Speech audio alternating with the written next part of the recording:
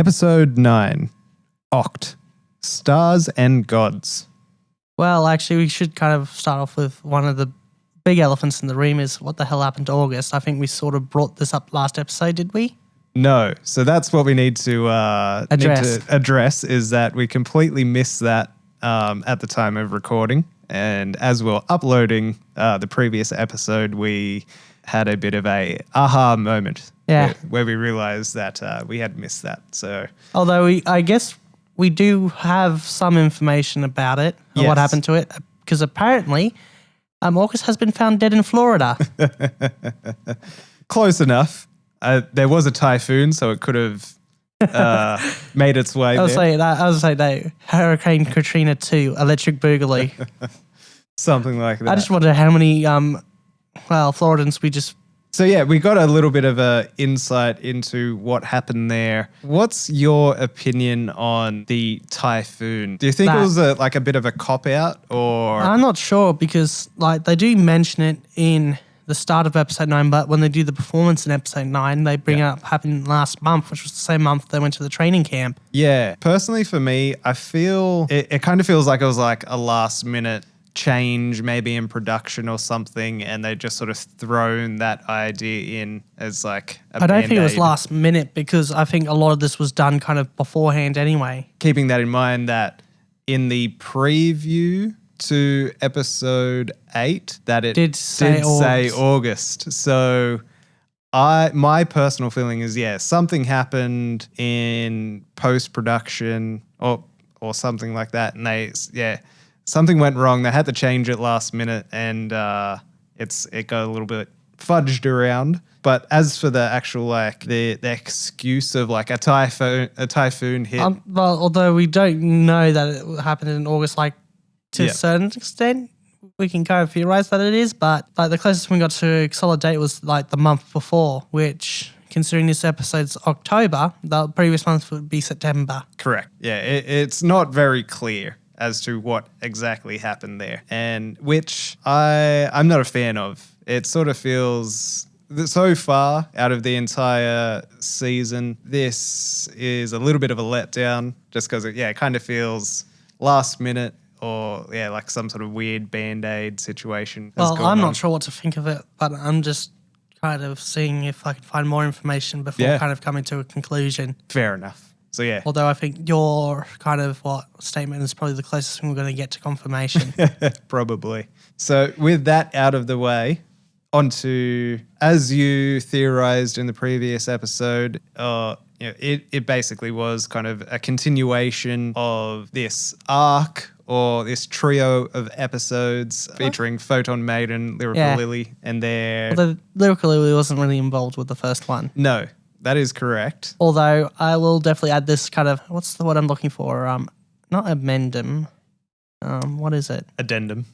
I think that's it, probably. That, I was right, but not in the way I was expecting. And this is probably the one few cases where I'm glad to be wrong. So you were pleasantly surprised. Yeah. What's your overall thoughts on episode 9? I've got to say, the one thing I've been saying probably for all the past episodes is that, this is my favorite episode. I think I've said that consistently in a lot of the earlier episodes. I'm not sure if I've done it in the past few, because I've been trying to make notes to be not saying that, because I keep saying that, because they just keep getting better and better. Hey, that's your honest opinion. To use example, I don't actually cry that often, but actually I cried tears of joy at the start of the performance, which is weird because I don't even cry that much, if at all, or even tear up. Well, I guess that's a good transition into the performance. Which I'm just going to say on the note here is probably the best one by far. I would agree and disagree. Okay. Let's see with the disagree first. Okay, so I disagree as to, visually, they completely take it away from being a live performance, I feel. Just with, sort of the background visuals of, space and stars and whatnot.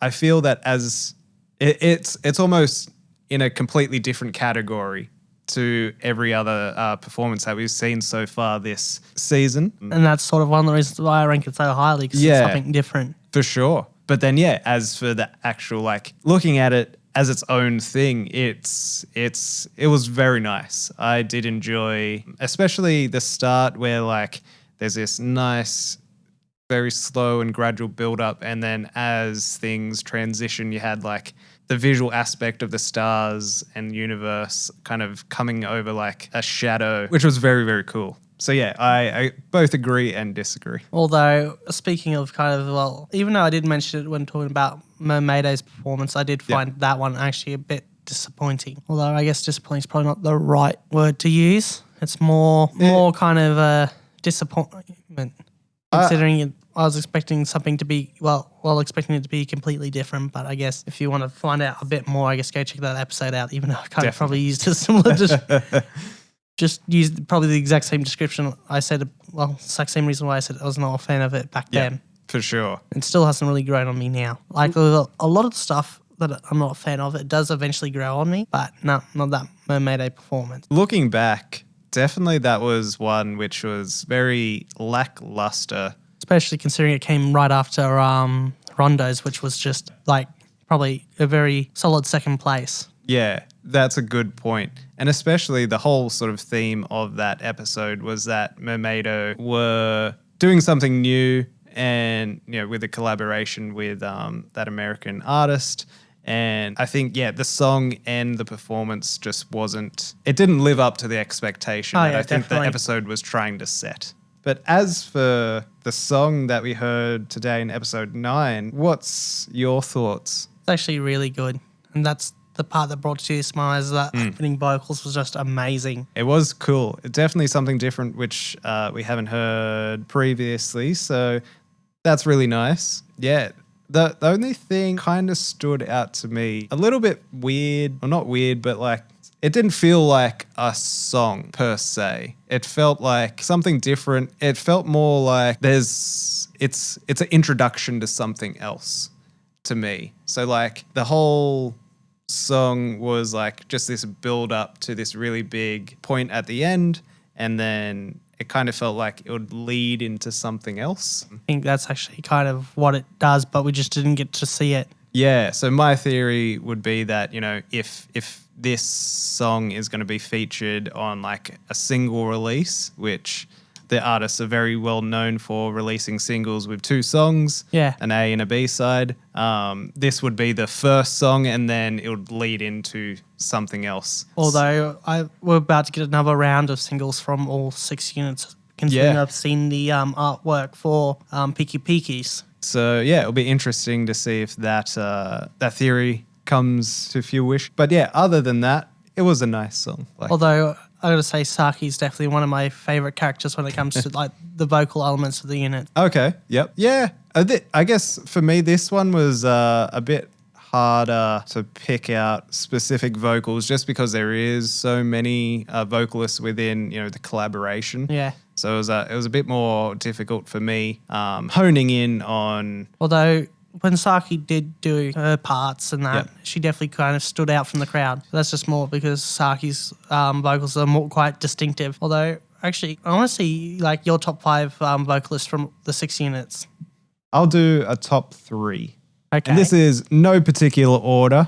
Definitely Rinku's in there. You made a great point that just then where her voice and her vocal style just fits so well into Happy Around, where it would be difficult trying to think of who would fit as well or better than. Although Saki also really fits Photon Maiden. That is very true. That's a good point as well. Although, actually speaking about that, I think most of Photon Maiden does well for Photon Maiden. Yeah. The only one I'm not sure about is Ibuki. That's fair.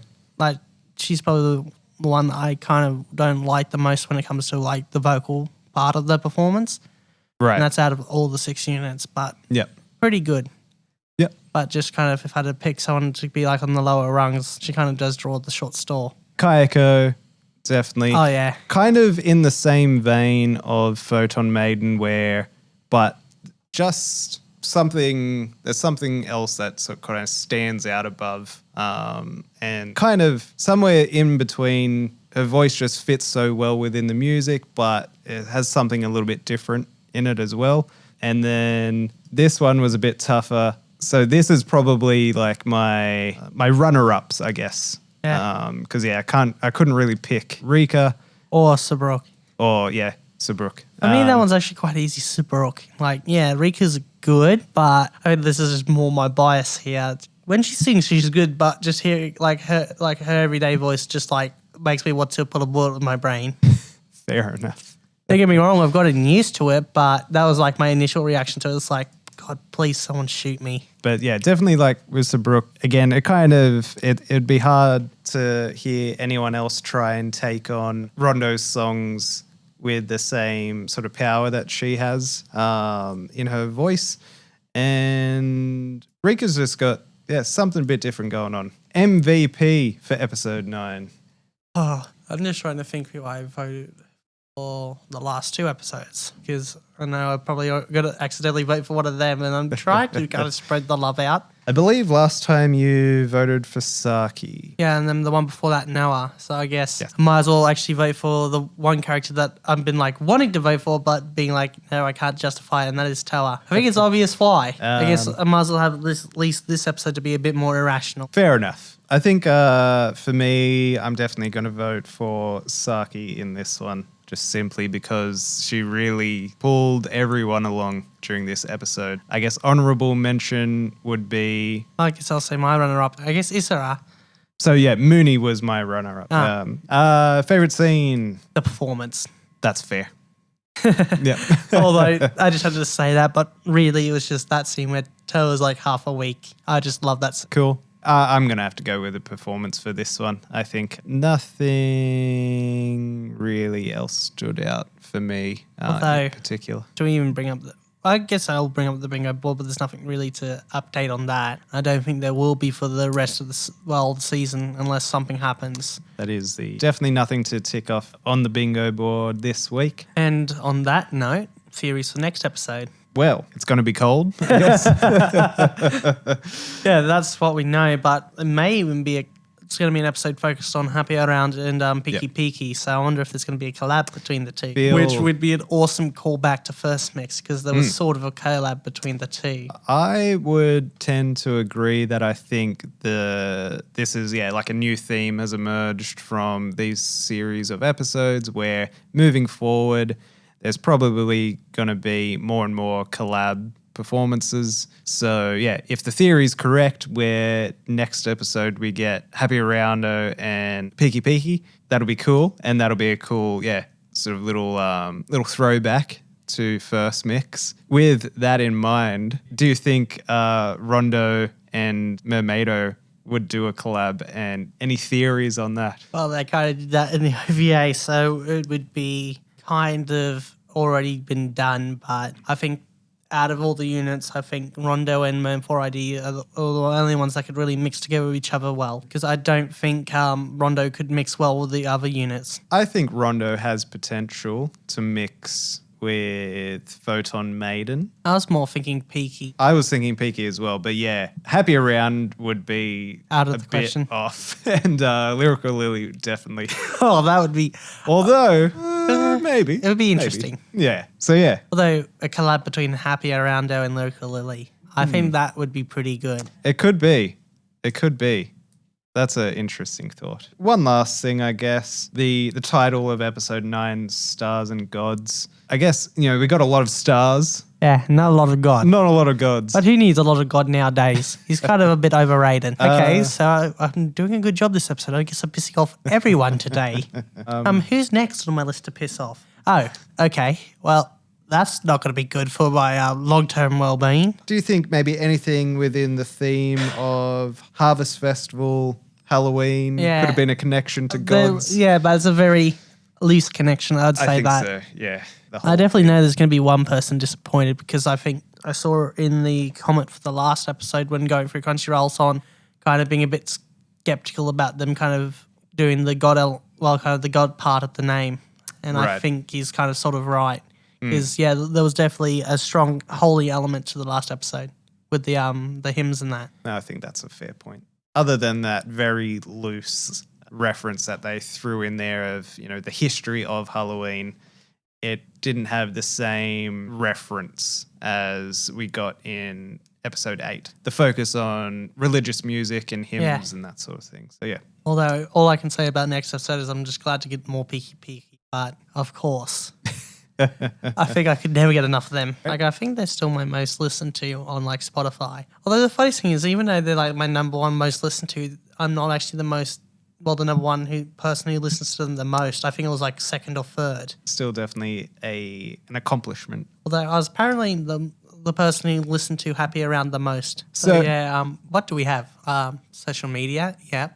Oh yeah, we have a Patreon, although I feel like that's going to get reamped someday. We just have it there for the sake of having it there. I have some thoughts for you, but we'll discuss that later. Although, I guess if you do want to support us in that sort of way, I guess you can go and visit it and support us monetarily, which we love, so we can finally move out of this bloody basement.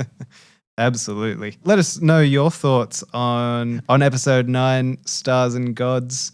What do you think of the collab song between Lyrical Lily and Photon Maiden? Yes, thank you. Although, actually, I know this is the wrap up, but I have to go off on this tangent, so I guess it's been the last tangent of the video. But what did Maho say? It was like Photon Lily or something like that? I did see that. I'm not a fan of that. I think something would be like Lyrical Maiden would be a better. Lyri Maiden. Yeah. Lyri Maiden also. Lyri Maiden, I think, makes sense. 410 over and out. See you next one.